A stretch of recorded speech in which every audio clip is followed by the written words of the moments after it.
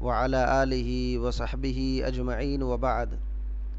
اللہ کے فضل و کرم سے ہم لوگ روزانہ فجر کے بعد قرآن مجید کی تفسیر سن رہے ہیں، اور ہماری بات سورۃ البقرہ میں چل رہی تھی۔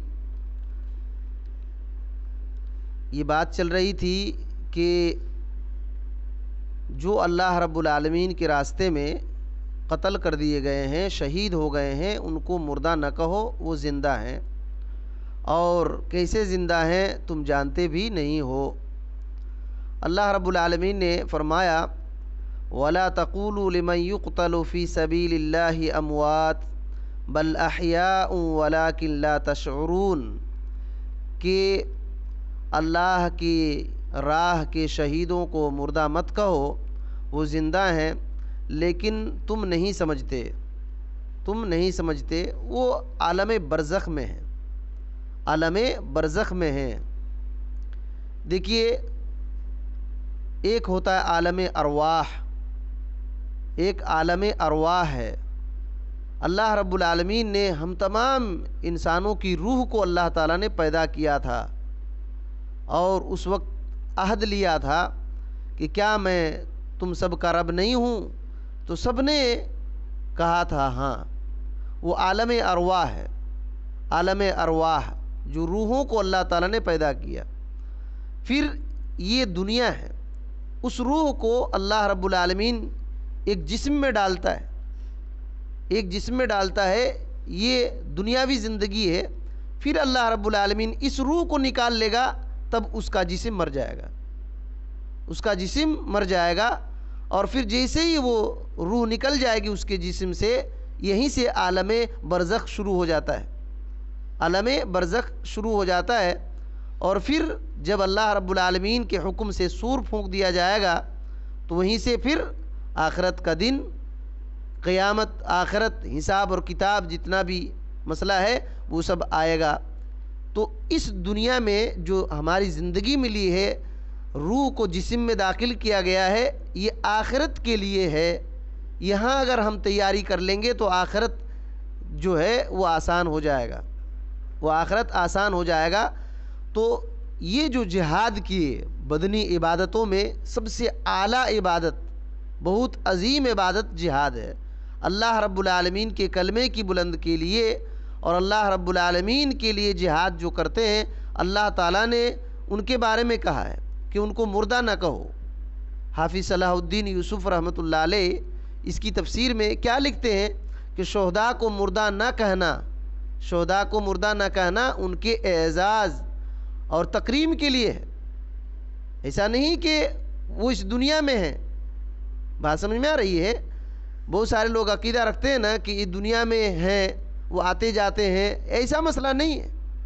اس دنیا سے وہ وفات پا چکے ہیں، اس دنیا سے چلے جا چکے ہیں، لیکن عالم برزخ میں اور کل ایک حدیث آئی تھی مسلم کی کہ سبز رنگ کے پرندوں کے اندر ان کی روحیں ہوتی ہے جنت میں، جہاں تہاں چاہتے ہیں اڑتے ہیں، اور اللہ رب العالمین کے رزق سے کھاتے ہیں۔ پھر عرش کے نیچے ایک قندیلیں لٹکی ہوئی ہیں، اس میں جاتے ہیں، اور اللہ رب العالمین کہتا ہے اور کیا چاہیے؟ تو کیا کہتے ہیں؟ ہمیں اب کیا اور چاہیے؟ ہم کو تو بہت کچھ دیا ہے اللہ تعالیٰ جو دوسرے بندوں کو نہیں ملا ہے۔ تو اللہ تعالیٰ پھر کہتا ہے کہ اور کیا چاہیے؟ تب روحیں کیا کہتی ہیں؟ اے اللہ تعالیٰ پھر سے ایک بار دنیا میں بھیج دے تاکہ تیرے راستے میں لڑیں اور پھر شہید ہو جائیں اور یہ اجر اور ثواب پائیں۔ یہ مسلم کی روایت ہے۔ تو اللہ تعالیٰ کیا کہتا ہے؟ ہم نے لکھ دیا ہے کہ پھر سے دوبارہ دنیا میں جانا ہی نہیں ہے۔ تو کوئی مر جانے کے بعد پھر سے دوبارہ اس دنیا میں آ ہی نہیں سکتا ہے۔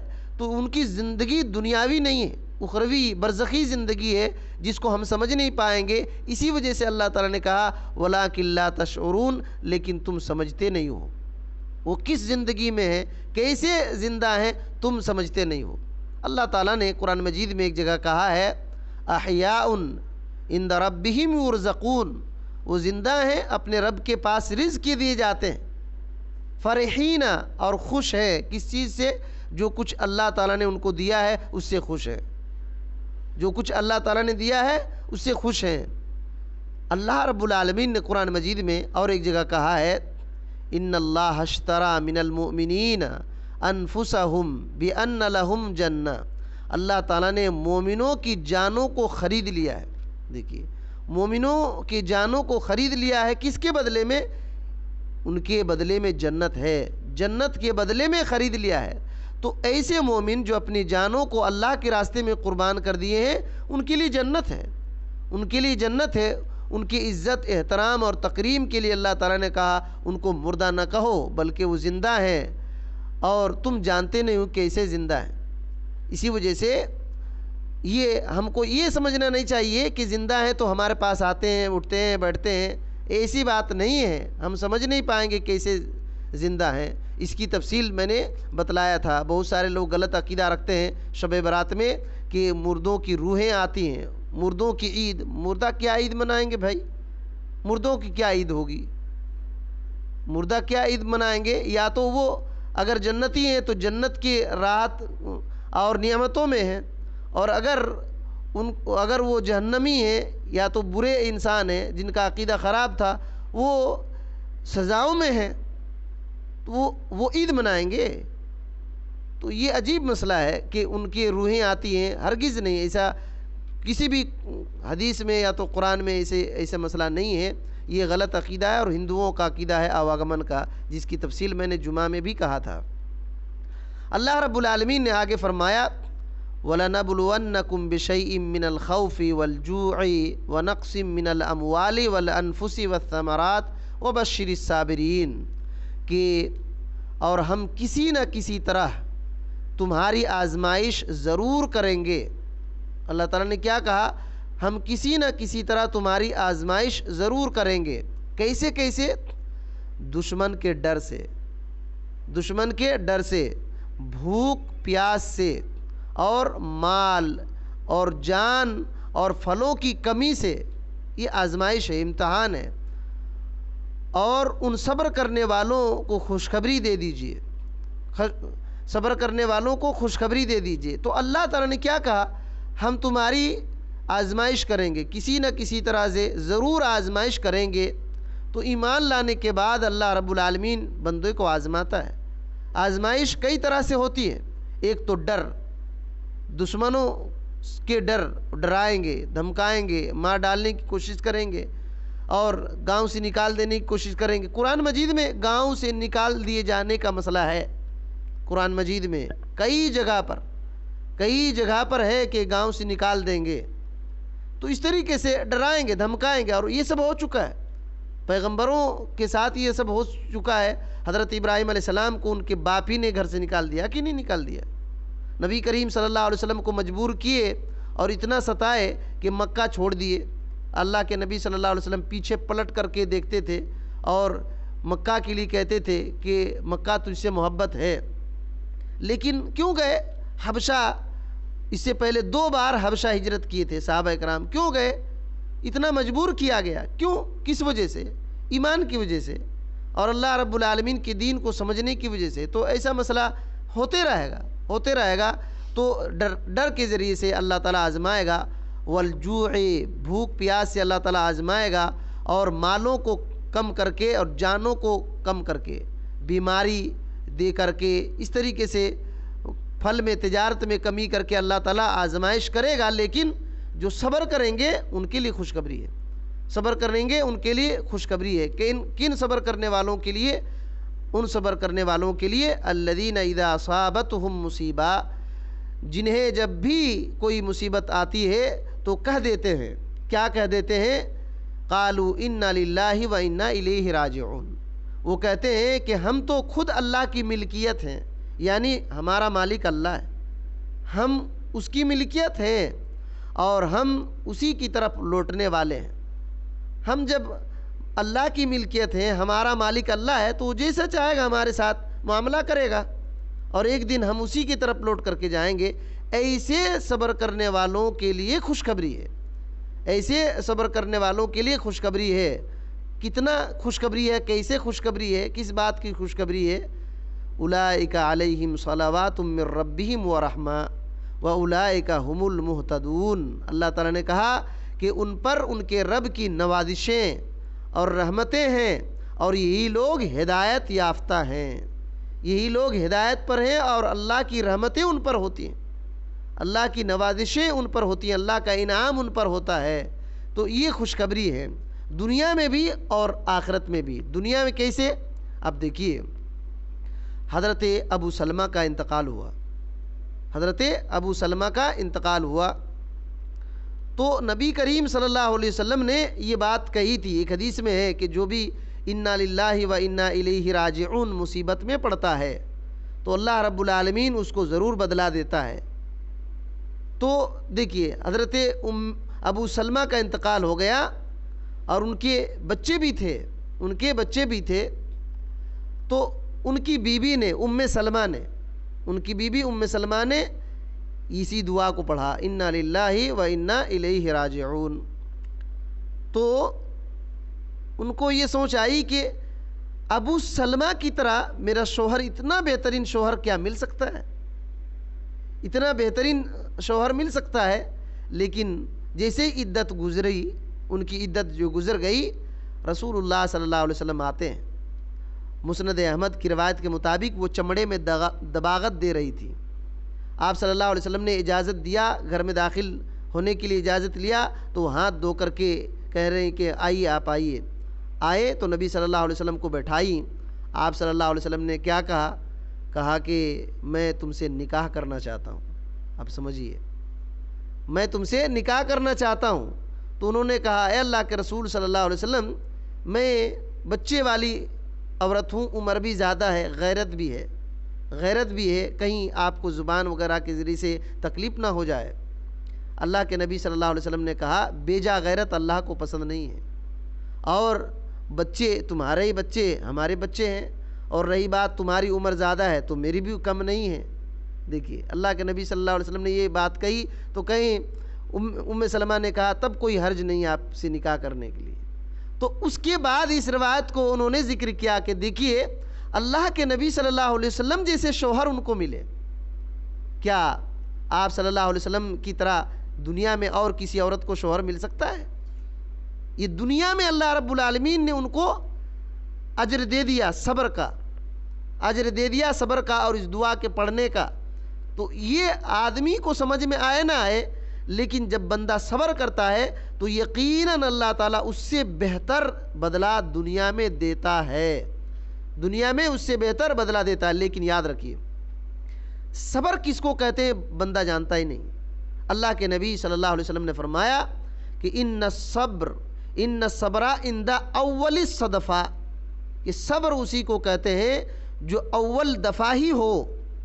اول دفعہ ہی ہو بولے تو کیا مطلب؟ اس حدیث کو آپ صلی اللہ علیہ وسلم نے کب کہا؟ دیکھیے، بندہ کیا کرتا ہے جب مصیبت آتی ہے نا، بہت زیادہ جزا فضا کر دیتا ہے، ہائے افسوس یہ افسوس وہ، کرنے کے بعد جب کوئی چارہ نہیں ملتا ہے تب کیا کہتا ہے؟ کیا بھائی صبر کرنا ہی پڑے گا۔ یہ صبر نہیں ہے، یہ صبر نہیں ہے، اس کو صبر نہیں کہتے ہیں۔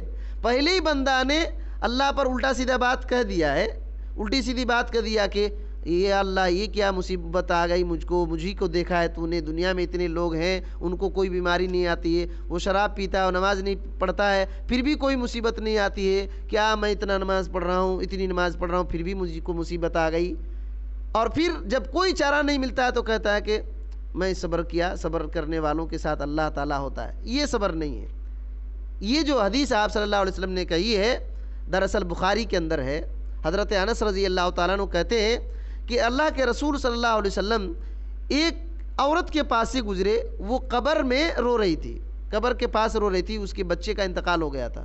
نبی صلی اللہ علیہ وسلم نے کہا، اتق اللہ واصبری، اللہ تعالیٰ سے ڈرو اور صبر کرو۔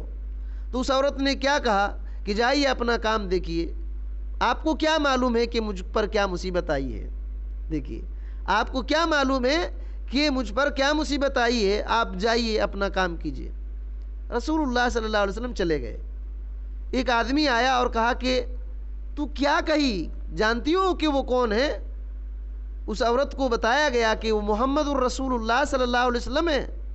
وہ عورت کو بڑا افسوس ہوا اور نبی صلی اللہ علیہ وسلم کے گھر آئی. یہ اسی وقت کا معاملہ ہے. اسی عورت نے کہا تھا میں رسول اللہ صلی اللہ علیہ وسلم کے پاس گئی, آپ کے گھر میں کوئی دربان, کوئی گیٹمین نہیں تھا. یعنی رسول اللہ صلی اللہ علیہ وسلم کی عظمت کو بیان کر رہی ہے کہ اتنے بڑے پیغمبر ہیں پھر بھی آپ کے گھر میں کوئی گیٹمین نہیں ہے, اتنے سادہ انسان ہیں. تو کہہ رہی ہیں کہ میں جب گئی آپ صلی اللہ علیہ وسلم کے پاس افسوس کی کہ آپ کو میں پہچانی نہیں تھی. اسی وقت اللہ کے نبی صلی اللہ علیہ وسلم نے یہ کہی تھی بات کہ ان الصبر عند اول صدفتن, کہ صبر اسی کو کہتے ہیں جو اول ہی دفعہ ہو. پہلی دفعہ مصیبت آ گئی فوراً صبر کرنا. ایسا نہیں کہ جزا فجا حیرانی پریشانی اور افسوس کرنے کے بعد جب کوئی چارہ نہیں ہے تو کہا کہ اب صبر ہی کرنا پڑے گا. یہ صبر نہیں ہے, یہ صبر نہیں ہے. یہ تو دنیا میں اس کا یہ ہے ثواب انشاءاللہ ملے گا, اور آخرت میں کیا ملے گا. سلسلہ الصحیحہ میں ایک روایت ہے, حضرت ابو موسیٰ الاشعری رضی اللہ تعالیٰ عنہ کہتے ہیں نبی صلی اللہ علیہ وسلم نے فرمایا, بڑی بہترین حدیث سے دیکھیے, کہا کہ جس بندے کا بچہ مر جاتا ہے, انتقال ہو جاتا ہے, تو اللہ تعالیٰ فرشتوں کو کہتا ہے کہ میرے بندے کے جگر کے ٹکڑے کو تو نے وفات دے دیا, روح قبض کیا. تو فرشتے کہتے ہیں ہاں. تو اللہ تعالیٰ کہتا ہے کہ میرے بندے نے اس وقت کیا کہا. دیکھیے جب اس کے بچے کی موت ہوئی تو میرے بندے نے کیا کہا. تو فرشتے کہتے ہیں حمیدکا وسترجعا, اے اللہ تعالیٰ تیری وہ تعریف ہی کرتے ہیں, اور وسترجعا یعنی انا للہ و انا الیہ راجعون پڑھا اس نے. تو اللہ رب العالمین کیا فرماتا ہے, فرماتا ہے کہ وَابْنُوا فِي الْجَنَّةِ بَيْتًا, جنت میں اس کے لیے گھر بناؤ, جنت میں اس کے لیے ایک گھر بناؤ. وَسَمُّوا بَيْتَ الْحَمْدِ, اور اس گھر کا نام بیت الحمد رکھو, اس گھر کا نام بیت الحمد رکھو. یہ حدیث امام البانی رحمۃ اللہ علیہ نے حسن کہا ہے. اب سمجھیے کہ جب بندہ مصیبت, کتنی بڑی مصیبت آئی گئی کہ بچہ انتقال ہو گیا, اس وقت انا للہ و انا الیہ راجعون پڑھتا ہے, تو اللہ رب العالمین اس کے لیے ایک خاص گھر بناتا ہے جس کو بیت الحمد کہتے ہیں, بیت الحمد کہتے ہیں. تو یہ صبر, اور صبر کا پھل دنیا میں اور آخرت میں بھی ہے. لیکن وہی بات ہے کہ بندہ صبر کو جانتا ہی نہیں ہے. افسوس کرنے کے بعد جب کوئی چارہ نہیں تب اسی وقت مجبور ہو کر کہتا ہے کہ میں صبر کیا. یہ اصل صبر نہیں ہے, یہ اصل صبر نہیں ہے. اور جو اصل میں صبر کرتے ہیں انا للہ و انا الیہ راجعون پڑھتے ہیں, تو ان کے لیے اللہ کی رحمتیں آتی ہیں اور وہ ہدایت یافتہ لوگوں میں سے ہیں. یعنی مسئلہ یہ ہے کہ صبر کے معاملے میں بھی لوگ گمراہ ہو سکتے ہیں, اس کا مفہوم مخالف اور بہت ساری باتیں ان سے معلوم ہوتی ہے. اللہ رب العالمین سے دعا ہے کہ اللہ تعالی ہمیں ان باتوں کو صحیح طور پر سمجھنے کی توفیق دے, اور صبر کو سمجھنے کی توفیق دے, اور جس وقت صبر کرنا چاہیے اللہ تعالی ہمیں اسی وقت صبر کرنے کی توفیق دے. آمین. السلام علیکم ورحمۃ اللہ.